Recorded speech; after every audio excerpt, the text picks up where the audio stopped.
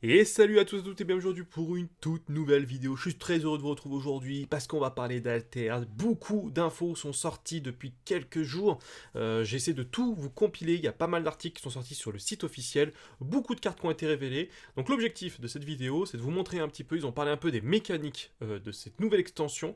Puis il y a eu des reveals de cartes qui ont été faits. Donc on va pouvoir un petit peu les regarder ensemble. Donc c'est une grosse vidéo. N'hésitez surtout pas, si vous appréciez le contenu, à lâcher forcément le petit pouce, l'abonnement. Je lance le générique et on se retrouve tout de suite après pour parler des mécaniques.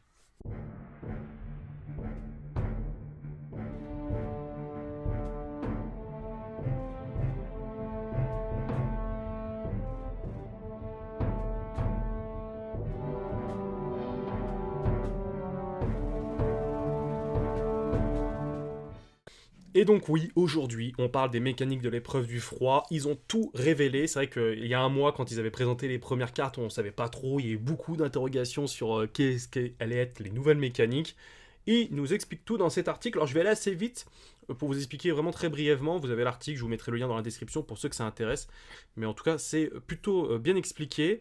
La première mécanique qui sont les matos. Donc les matos, ce sont des nouveaux types de permanents d'expédition qui avec le sous-type matos. En fait, lorsqu'ils seront joués, vous décidez dans quelle expédition vous allez les jouer, que ce soit côté compagnon ou côté héros. Et quand il est joué de la réserve, il gagne Fugace, ça, rien ne change. Et il va en repos, enfin, durant le repos, le matos dont l'expédition a avancé ce tour est envoyé en réserve. C'est très important ça, parce qu'en fait, tant que vous n'avez pas avancé avec votre expédition, si votre adversaire en face vous bloque tout le temps, votre matériel reste, votre matos reste toujours en place. Donc c'est très intéressant parce que c'est un peu ce qu'ils disent en introduction de la vidéo. Ils veulent vraiment que les joueurs aient ce sentiment vraiment de devoir préparer leur expédition, de monter des montagnes gelées, et que la préparation sera entre guillemets primordiale. Donc j'aime beaucoup cette nouvelle mécanique-là qui présente. Alors on a deux nouvelles cartes qui vont avec. Donc on avait déjà vu cette carte ici, et cette carte-là, qui est donc un permanent repère, donc qui est un lieu. Donc, et c'est surtout l'autre lieu, enfin excusez-moi, c'est surtout l'autre carte qui est intéressante, qui est un permanent expédition matos, c'est surtout ça qui m'intéresse. Lorsqu'un personnage rejoint mon expédition, il gagne un boost et fugace. Et donc voilà. Donc ça, ce genre de carte du côté de chez Bravos va être très intéressante, surtout je pense en fin de game. Quand tu auras envie de faire le finish final, tu vas pouvoir poser cette carte-là peut-être un ou deux tours avant, faire en sorte de ne pas avancer sur cette expédition-là, pour après, dès que tu joues des cartes, tu envoies des boosts, et donc ça peut faire très vite très mal, parce qu'elle ne coûte que un et ça, c'est vraiment pas très cher. Donc vraiment, cette nouvelle mécanique de matos, j'aime beaucoup. Maintenant, il faudra voir s'il y en a quelques-uns qui ont été présentés. On en a déjà vu un, voilà, je vous montre très rapidement. On a celui-là qui est un nouveau matériel, par exemple, un nouveau matos, qui lui, en fait, lorsque mon expédition avance, un personnage ciblé dans mon expédition perd Fugace. Donc surtout du côté de chez Bravos où il y a beaucoup de cartes fortes qui ont souvent en fait la contrepartie d'être fugaces. Bah là en fait là grâce à ce matériel là, ce matos là, vous allez pouvoir enlever le fugace de certaines cartes. Donc plutôt intéressant. Et après on avait la tenue hivernale que je vous ai déjà présenté lors de la dernière vidéo, qui elle en fait les personnages dans mon expédition ont des valeurs en biome, donc de forêt, de montagne ou d'eau, qui sont égales à la statistique la plus élevée. Du côté de chez Lyra, c'est très fort. Elle existe aussi du côté de chez Muna aussi, qui est très intéressante en version transfuge. Franchement, j'aime beaucoup ce. Je pense que ce vêtement-là sera un des tenues, enfin un des matériels qu'il faudra absolument saboter absolument du côté de chez Lyra, parce que ça peut très vite être une plaie, parce que en version rare, elle perd Fugace. Plutôt fort. Donc ça c'est le première grosse mécanique qui est liée à cette nouvelle extension, donc matériel d'expédition, donc plutôt intéressant. Et nous avons aussi l'épuisement.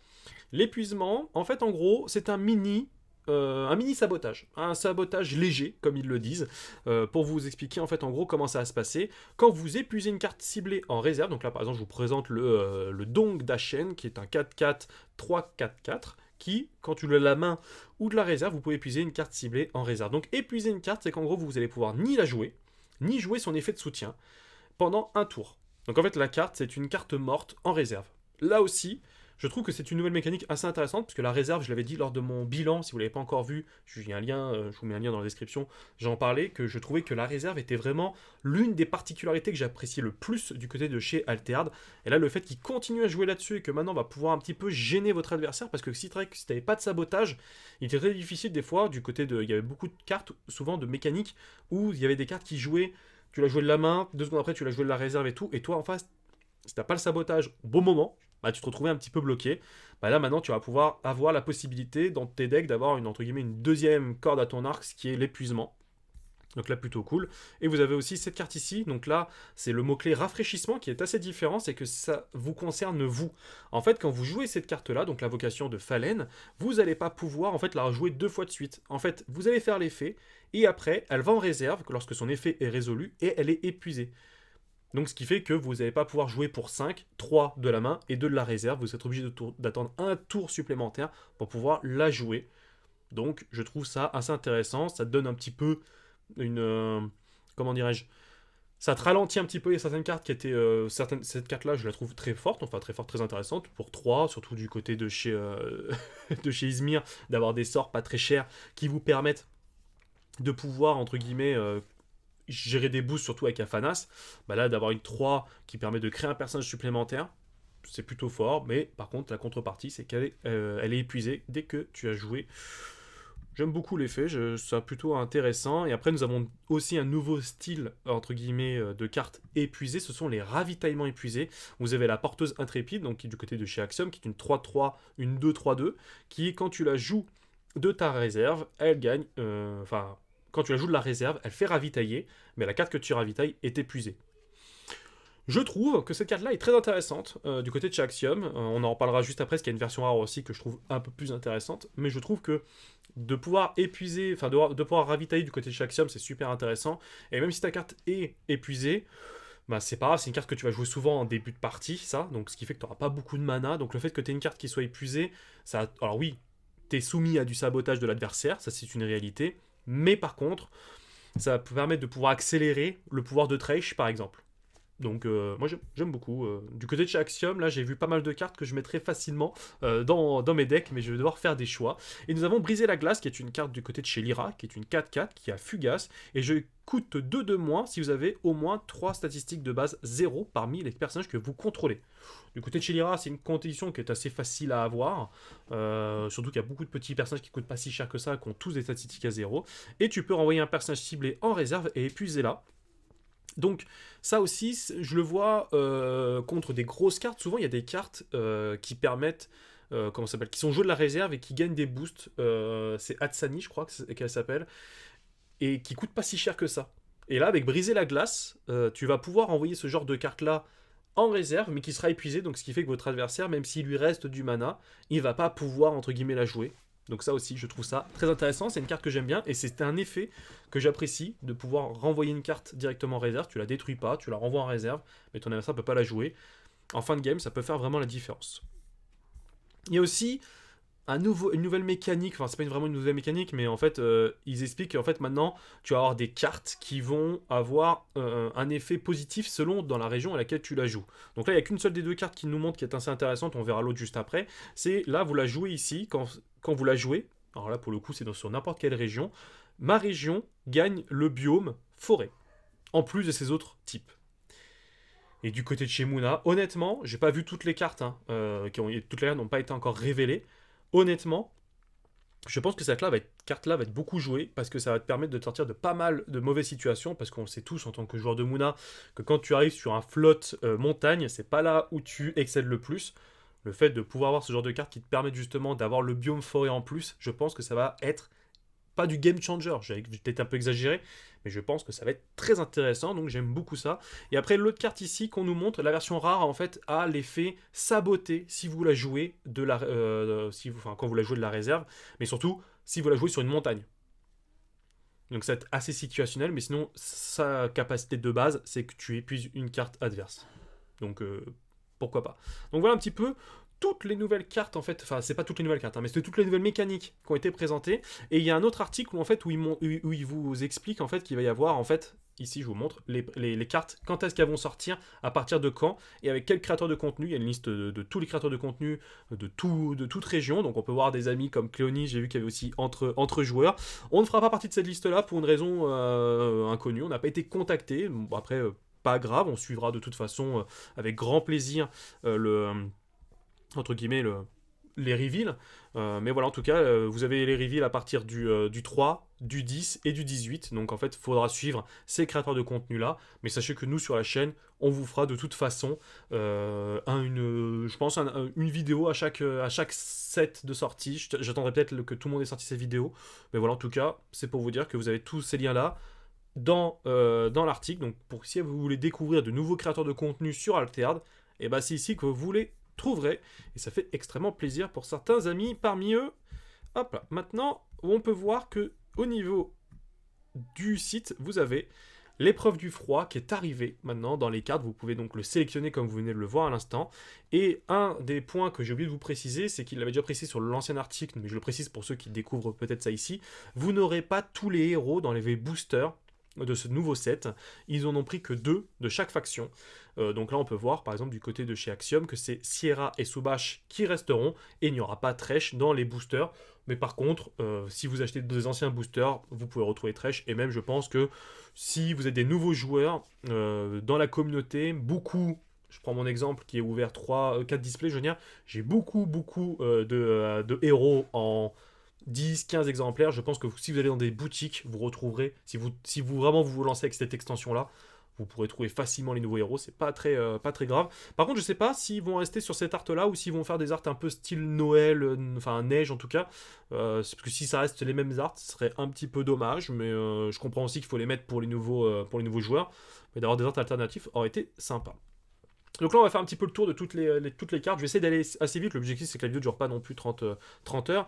Mais donc, la porteuse intrépide qu'on a vue tout à l'heure, donc ça, c'est la version classique. Et en fait, en version rare, en fait, on a les mêmes statistiques, mais cette fois-ci, vous la jouez que ce soit de votre main ou de votre réserve. Vous ravitaillez épuisé.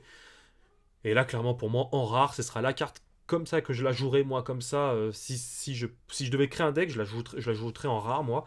Parce que, encore une fois, du côté de chez Thresh, de pouvoir ravitailler dès ton premier tour, même si ta carte est épuisée, franchement c'est super intéressant, ça va te permettre de pouvoir accélérer le pouvoir de Thresh, donc je pense que cette carte là va être énormément jouée, même si en version classique je la trouve pas non plus nulle, mais j'ai une petite préférence pour la partie rare, et en transfuge c'est du côté de chez Izmir, qui a exactement la même chose, ravitaillement épuisé, et qui a exactement les mêmes stats. Donc Kojo et Bouddha seront les 2 héros du côté de chez Bravos, donc avec la carte qu'on a vue tout à l'heure, donc en version classique, et en fait la version rare, comme vous pouvez le voir, c'est que vous sabotez si vous la jouez en montagne. Sinon, vous pouvez épuiser. Je trouve que c'est bien d'avoir cette double possibilité. La version rare, je ne sais pas si elle sera jouée, mais en tout cas, par rapport à la version classique, là en gros, c'est si tu as de la chance et que tu joues en montagne, si tu as bien préparé ton coup, tu vas pouvoir saboter, mais sinon, tu vas pouvoir épuiser. Donc, ce qui fait que ton adversaire sera toujours dans tous les cas embêté, ne serait-ce que pour un tour. Et on peut savoir des fois qu'un tour sur Altered, ça peut tout changer. Et on a la même chose du côté de chez Axiom. Nouvelle carte Secouriste Bravos que je trouve très forte, qui est une 1-4-4, donc pour 3. Donc, ce qui fait que ça devient une stat très forte dès le premier tour que tu peux la jouer. Et en plus de ça, elle a un effet de soutien qui est un personnage ciblé Père Fugace. Du côté de chez Bravos, c'est déjà très très fort. Du côté de la version rare, elle passe en 1-3-3, mais un autre personnage gagne 2 boosts que vous pouvez cibler. Donc par contre, c'est un autre personnage fugace. Par contre, vous ciblez un autre personnage fugace et il gagne 2 boosts. Je suis pas convaincu de la version rare. Là, comme ça, parce que en fait, si on enlève un de statistiques, en fait, pour juste gagner 2 boosts, pour le même coup, en fait vous gagnez littéralement qu'un seul boost, même si c'est sur un autre personnage, ça peut être sur un autre lieu, donc ça peut être intéressant d'avoir une... Parce que là c'est pas sur le même personnage, là tu peux choisir. Je sais pas, je la trouve un peu... Je sais pas, je suis moins fan, mais je me trompe peut-être. Dites-moi dans les commentaires, sur l'objectif de cette vidéo, c'est aussi de faire ça. Et sachez que je serai aussi en live mercredi soir, et on pourra aussi refaire le point, il y aura peut-être de nouvelles cartes qu'on pourra discuter tous ensemble. Et nous avons la même chose du côté de chez Axiom, et cette fois-ci, vous avez la version transfuge qui, elle, n'aura pas d'effet, elle aura juste le 1-4-4. Pourquoi pas? Le lait qu'on avait vu lors de la première vidéo, et nous avons la version rare. J'aime beaucoup l'art en full art, franchement les cartes je les trouve sublimes. Et là en gros c'est que votre personnage rejoint en expédition, il gagne 2 boosts et fugace. Très fort. Très fort, je sais pas si c'est cette version là qui va être plus jouée que la version classique, parce qu'elle coûte donc 1 de plus, mais elle fait gagner 1 de boost. Je sais pas. Pour moi de toute façon je maintiens que cette carte là va être beaucoup jouée je pense en fin de game, parce que sinon tu vas t'épuiser très vite, parce que tu fais gagner fugace à tes personnages. Donc je pense pas que c'est quelque chose que tu vas jouer dès le début, de mon point de vue. Et par contre, vous avez la version transfuge en version Axiom, qui elle, en fait, elle gagne un boost et fugace. Maintenant, j'avoue, du côté de chez Axiom, qu'elle gagne Fugace, c'est pas forcément gênant parce que tu joues beaucoup de tes cartes de ta réserve. Donc pourquoi pas. En fait, je pense que ce lieu-là pourrait être un peu joué, ce qui fait que ça pourrait être une alternative ou un complément au Havre, qui est une carte qui est beaucoup jouée du côté de chez Axiom et qui est indispensable limite pour gagner. Donc les bottes techniques qu'on avait vu tout à l'heure, et cette fois-ci, quand vous la jouez de la réserve, elle a ravitaillé par rapport à la version classique. Donc plutôt fort. Et on a la même chose du côté de chez Axiom, elle a ravitaillé. Là aussi, j'aime beaucoup parce que ravitailler chez Axiom, c'est super primordial, surtout pour Thresh, pour pouvoir accélérer son effet. Et en plus, tu fais perdre un personnage ciblé fugace. Ça peut être aussi très intéressant. Le repère permanent qu'on a déjà vu lors d'une ancienne vidéo. Donc en gros, quand vous jouez, lorsque vous jouez un personnage que vous contrôlez qui gagne fugace, je gagne un compteur épreuve. Et lorsque je gagne mon troisième compteur épreuve, sacrifiez-moi. Donc vous jetez la carte. Si vous le faites, un jeton illusion 5-5-5 reflet draconique dans une expédition ciblée, puis chaque personnage que vous contrôlez gagne un boost. Donc c'est ce qu'on avait vu, tous ces lieux-là, donc c'est plutôt intéressant. La version rare, vous allez voir, elle est sublime, j'aime beaucoup l'effet full art. Et donc là, c'est exactement la même chose, sauf qu'elle coûte moins cher. Elle coûte 2-2-2 plutôt que 3-3-3. Je pense que ces cartes-là, de toute façon, seront absolument jouées en rare, si elles devront être jouées, parce que je trouve que 3-3, ça va être un petit peu, je pense, trop... C'est pas trop tard, mais je trouve ça un petit peu trop cher. Parce qu'il faut que tu gagnes donc 3 fugaces, donc je sais pas. Maintenant, tu peux très bien la combiner avec le lait qu'on a vu juste avant, donc ce qui fait que tu peux en un seul tour limite faire la condition, mais je pense qu'à 2 sera beaucoup plus intéressante qu'à 3. C'est mon point de vue. Et on a la même chose, excusez-moi, du côté de chez Axiom. Et là, j'aime beaucoup parce qu'elle coûte que 2 de la réserve. Et ça, je pense que ça peut aussi pas mal changer les choses. J'aime beaucoup. Et Fugace aussi du côté de chaque sub, c'est des cartes qui vont être. Enfin, c'est une condition que tu vas avoir assez rapidement parce que tu joues beaucoup de cartes de ta réserve. Oracle et Kibble et Fen seront donc les personnages du côté de chez Lyra. Et nous avons le petit bonhomme de neige. C'est pas Olaf, mais on a 2-2-2, c'est une 0-3-3. Et je gagne Fugace si je suis pas en eau. Enfin, sauf si je suis en eau. Pourquoi pas? Franchement, pourquoi pas? L'effet est sympa, c'est une 2. Surtout si tu la joues en début de partie, tu seras forcément dans de l'eau, donc tu peux ne pas gagner Fugace, donc c'est plutôt intéressant. Mais là, je gagne Fugace, sauf si je suis en eau, et en fait, tu gagnes, c'est une 2-3-2, tu gagnes 2 statistiques en forêt. Je suis pas convaincu de la plus-value d'avoir une 2 en forêt. Ça peut te sauver la mise à un moment donné quand on en aura réellement besoin, même si tu vas toujours te forcer à la jouer sur l'eau. Par contre, elle a un effet de réserve qui est que tu as ravitaillement épuisé. Donc, franchement, pourquoi pas. Et vous avez la même chose du côté de chez Bravos. Pareil, à suivre. Donc nous avons le briseur de glace que nous avons en version classique et en version rare. Pareil, le art est super joli. Où là, cette fois-ci, elle gagne rafraîchissement. Donc en fait, la version classique, vous avez Fugace, alors que là, vous allez pouvoir la jouer. Et elle va en réserve, mais par contre, vous ne pouvez pas la rejouer tout de suite. Il faudra attendre un tour complet pour pouvoir la rejouer. Why not? Et vous avez la même chose du côté de Shordis. Et je coûte donc 2 de moins si vous contrôlez au moins 3 autres personnages. Donc ça aussi, pareil, les deux conditions sont assez faciles à avoir du côté de chez Lyra ou du côté de chez Ordis. C'est des cartes qui. Enfin, c'est d'avoir des tokens qui vont arriver. Du côté de chez Sigismar, d'avoir 3 personnages, c'est pas quelque chose de très compliqué à avoir. On a la fameuse tenue hivernale, donc qu'on avait vu en version classique. Et là, on a la version rare, comme je vous disais tout à l'heure, qui est, elle, gagne. Elle perd Fugace. À chaque fois que vous la jouez de la réserve. Donc c'est super fort. Ça va être pénible. Parce qu'en plus, les personnages que vous jouez ont des valeurs, en fait, en biome égale à la statistique la plus élevée. Donc du côté de chez Lyra, souvent tu as un 5-0-0. Là tout devient en 5-5-5, donc ça va être un matos qui va être très pénible si vous n'arrivez pas à le saboter ou si vous n'arrivez pas à le retirer du jeu. Ça peut faire très mal. Et vous avez la même chose du côté de chez Muna, qui je pense aussi pourrait être joué. Je me rends pas compte, mais je me dis que souvent tu peux avoir des statistiques en forêt qui vont être très fortes et un petit peu moins fortes en eau et en montagne. Grâce à ce matériel-là, à ce matos, vous allez pouvoir, entre guillemets, contrecarrer l'un des défauts des personnages de côté de chez Muna. Donc je trouve ça très intelligent de l'avoir mis dans cette catégorie-là, dans cette classe-là. Et nous avons Arjun et Rin qui seront donc réédités sur ce set-là, avec donc Jack Frost en version normale, qui est, quand vous la jouez de la main, vous pouvez épuiser une carte ciblée en réserve. C'est une 2-2 pour 2-1-2. Plutôt sympa. Donc là, on a fini la première page. Et après, on arrive sur la deuxième et dernière page de cartes, donc, où on a la version rare, qui est, elle, en gros, c'est une 2-2 et une 2-1-2. Et la différence, c'est que cette fois-ci, c'est quand vous la jouez de votre main ou de votre réserve, vous activez l'effet d'épuisé. Et vous avez la même chose du côté de chez Ordis. Je suis pas forcément fan de la carte, maintenant il faudra voir si elle sera jouée. Je m'en rends pas compte là, du potentiel. D'épuiser, c'est toujours bien. Donc je sais pas si elle sera jouée vraiment en rare. Je pense qu'elle sera plus jouée en version classique, de mon point de vue. Celle-ci, en version rare, je la trouve très. Enfin, en version classique, je la trouve très très forte. Et en version rare, c'est une 3-2 pour 3-0-0. Et ma région et la région de l'expédition qui me fait face sont plantes et perdent leurs autres types. Et ça peut faire mal.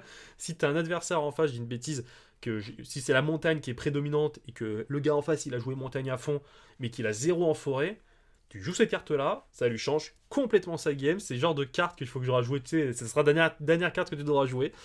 Bon, elle te coûte 3 de la main ou 2 de la réserve, mais j'aime beaucoup cette carte là. Je sais pas si elle sera jouée, mais en tout cas, moi je l'aime beaucoup. Je pense que je la mettrai dans mon deck, ça c'est sûr. Même si je pense que je vais avoir un problème de rare, mais en tout cas, elle sera jouée. Et là, pareil du côté de chez Lyra. Du côté de chez Lyra, je sais pas si vraiment tu as plus de cartes qui sont fortes en forêt, plus que les autres. Je pense que ça dépend des cartes que tu vas jouer. J'ai envie de dire à voir du côté de chez Lyra, mais du côté de Shimuna, je pense que ça va être vraiment une carte très jouée, que ce soit en version classique ou en version rare. Donc là, on en avait déjà vu Déméter qui est une 6-6, une 6-5-5, excusez-moi, et que si je suis en plante, je suis éternel. Donc, en gros, si on combine avec ça, bah, ce qui fait que ta carte est toujours éternelle. Je sais pas, je dis ça. Bon, ça fait un gros tour, hein, c'est un 9, donc c'est difficile à sortir, mais why not. Et vous avez la version en 7, 7-7, excusez-moi, version rare, donc 7 de la main, 7 de la réserve, une 6-5-5, et la seule différence maintenant que vous avez en plus, c'est qu'un personnage ciblé gagne en crée. Je trouve que c'est cher pour 7 ancré, mais par contre là t'as pas de conditions, que ce soit en termes de mana, enfin en termes de coût. En gros, c'est tu ancres une carte. Donc tu peux avoir des cartes assez fortes que tu peux ancrer. Par contre, c'est 7. C'est un peu cher. Mais après, c'est une plante. Donc le côté plante fait que tu peux avoir, avec la prairie, la payer un petit peu moins cher. Et là, vous avez donc la version transfuge qui est la version basée sur la version classique. Du côté de chez Ordi, c'est Sigismar et Gulrang qui sont pris. Il y aura pas de du méchant waouh. Donc là, c'est la carte qu'on avait vue tout à l'heure. Et en version rare, elle coûte 3. C'est très fort en fait. C'est qu'elle perd des statistiques. Donc là, au lieu d'être une 3-4-4, elle passe en 3-3-3. Mais par contre, elle coûte moins cher. Et c'est à midi. Vous pouvez puiser une carte ciblée en réserve. Donc ça, je pense que c'est quand même une carte qui va être beaucoup jouée du côté de chez Warou. Parce qu'il y a les bureaucrates. Donc tu vas pouvoir l'endormir. Donc c'est au début de ton tour, à midi. En fait, il faut un tour complet. Donc c'est pour ça, je pense qu'il faudra qu'elle soit endormie pour pouvoir jouer de son effet. Je ne m'en rends pas compte. Je pense qu'elle sera peut-être plus jouée en version classique. À voir. Et là, donc, vous avez la même chose en version Muna, où là, vous pouvez l'ancrer pour pouvoir activer son effet. Mais c'est vrai qu'il faut que tu attendes un tour complet. Je sais pas. Donc, l'axe saisi par les glaces, c'est cette carte qu'on avait déjà vue. En version rare. Oh, l'art est superbe. Oh, l'art est superbe, j'avais pas fait gaffe à ça tout à l'heure. L'art est vraiment superbe, et donc la seule différence c'est qu'il coûte donc 2 au lieu de 3. Et vous avez la même chose du côté de chez Izmir, donc exactement, lorsqu'un personnage expédition, si elle est en retard, je gagne un compteur épreuve. Ah oui, c'était ça que je m'étais trompé dans ma traduction un petit peu Google, que j'avais pas trop bien compris. Lorsqu'un personnage non jeton rejoint l'une de vos expéditions, si elle est en retard, je gagne un compteur épreuve. Donc c'est-à-dire que si elle est en retard sur la tumulte, en fait, en gros, tu vas pouvoir gagner un compteur épreuve. Donc ça, c'est cette condition-là, je pense qu'elle pourrait être très forte, enfin, elle pourrait arriver beaucoup plus rapidement que les autres, maintenant que j'ai compris la carte. Et donc du côté de chez Izmir, vous avez donc Afanas et Akeisha qui seront réédités. Donc là, c'est la carte larve qu'on avait vue lors des tout premiers reveals. Et donc là, cette fois-ci, vous avez la larve en version rare, qui est une 1-1, mais cette fois-ci, c'est si j'ai au moins 2 cartes épuisées en réserve, je gagne un boost. Donc là, c'est vous voulez jouer de la main, là, c'est de la main ou de la réserve, mais en plus de ça, vous avez l'effet de soutien qui permet d'épuiser une carte ciblée en réserve, donc chez vous ou chez votre adversaire. Je trouve que pour elle gagne un boost. Je sais pas, je suis toujours pas convaincu par cette carte. Elle est très jolie, mais je suis pas convaincu du tout. Et vous l'avez la même chose du côté de chez Axiom. Pareil, pour gagner un boost, je trouve que la condition est un peu deux cartes épuisées en réserve. Je sais pas, je suis vraiment pas convaincu pour l'instant de la carte. Nous avons donc une 4-3 pour 3-3-4, excusez-moi. C'est vous pouvez défausser un sort de votre réserve. Si vous le faites, je gagne un boost. Si vous la jouez de votre main. Pourquoi pas? Non, je suis pas convaincu. Bah, par contre, là, on est en 3-3-3, donc on perd un peu de stats. Si vous pouvez défausser un sort de votre réserve, si vous le faites, je gagne 2 boosts. Donc en fait, ils vous font perdre une stat en moins, mais vous gagnez 2 boosts supplémentaires, donc ça pourrait devenir une 5-5-5 si vous défaussez un sort. Donc why not? Et la version Bravos, donc c'est si vous défaussez un personnage de votre réserve, je peux gagner donc 2. Enfin, si vous le faites, je gagne 2 boosts. Donc pareil, tu peux avoir des petites cartes qui t'intéressent pas du côté de chez Bravos. J'ai envie de lui laisser une chance à cette carte-là. Et vous avez l'effet de soutien. Le prochain personnage que vous jouez ce tour-ci coûte 1 de moins. Donc pourquoi pas. Invocation de Fallen, donc c'est ce qu'on avait vu tout à l'heure en version classique. Là, vous avez la version rare qui a toujours rafraîchissement. Et vous créez un jeton dans chacune de vos expéditions. Donc en version classique, elle vous coûte 3 de la main pour pouvoir la jouer. Là, elle vous coûte 4, mais vous créez 2 tokens. Donc je pense que cette carte-là est peut-être un peu plus utilisée. Et par contre, elle est toujours épuisée quand elle arrive en réserve. Et vous avez la version du côté de chez Ordis. Je sais pas si ça sera joué du côté Ordis, mais en tout cas, voilà, c'est exactement le même fait. 4-3, exactement la même chose. Voilà. Bon bah voilà, c'était une vidéo assez chargée, avec beaucoup de cartes. Donc j'essaierai de vous sortir les vidéos dès que les cartes sortiront, dès que les vagues, les premières et deuxième et troisième vagues, je ferai peut-être 3 grosses vidéos tout au long du mois de janvier. Je vous remercie d'avoir suivi cette vidéo là en entier, ça m'a pris un petit peu de temps de tout analyser avant forcément avant de tout vous présenter. Dites-moi en commentaire quelle carte vous plaît le plus, quelle carte vous intéresse. Vraiment, n'hésitez pas à échanger, j'adore échanger avec vous dans les commentaires, donc n'hésitez pas à le faire. Et on se retrouve à très très vite pour de nouvelles aventures. D'ici là, portez-vous bien. Salut tout le monde!